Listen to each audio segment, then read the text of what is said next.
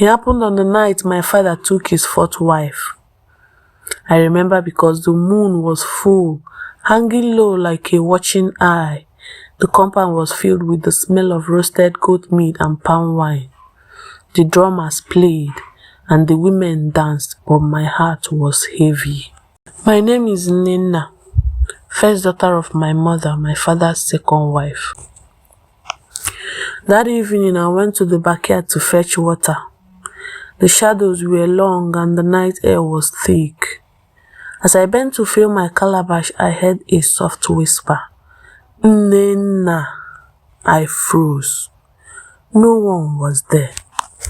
I turned, my skin prickling. The large mango tree stood silent, its branches like crooked fingers. I told myself it was the wind, but then it came again. He will ruin her like he ruined the others.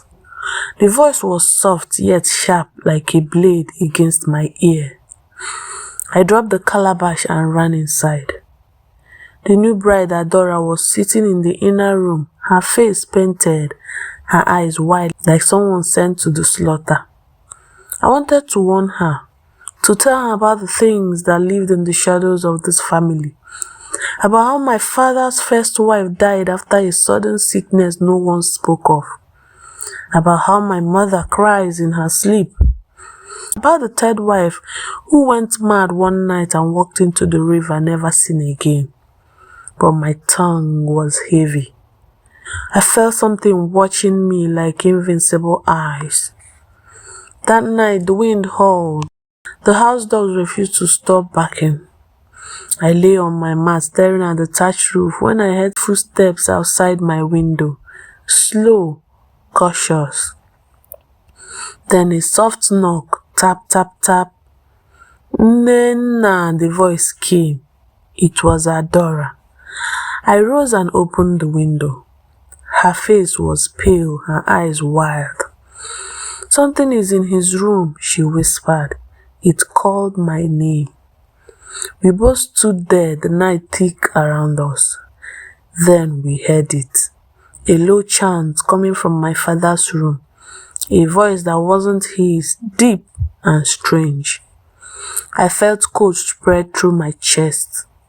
Without thinking, I grabbed Adora's hand and we ran to Mama's hut. I told my mother everything. Her face turned ashen.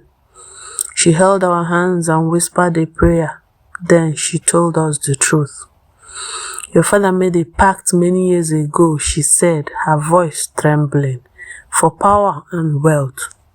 But it comes with a price. The women he marries will suffer one by one until his bloodline ends. I felt my knees grow weak. Adora wept.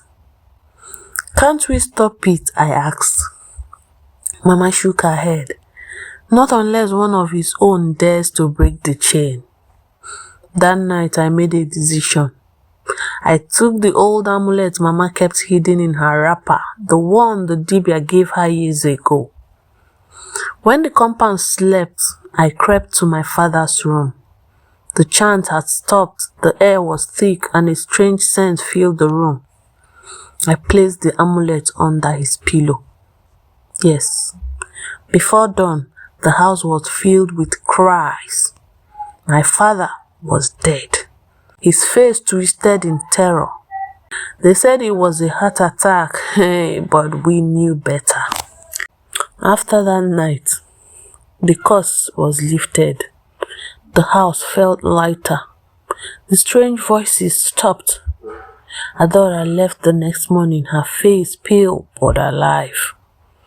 I never told anyone what I did, but sometimes at night, I hear the wind whisper.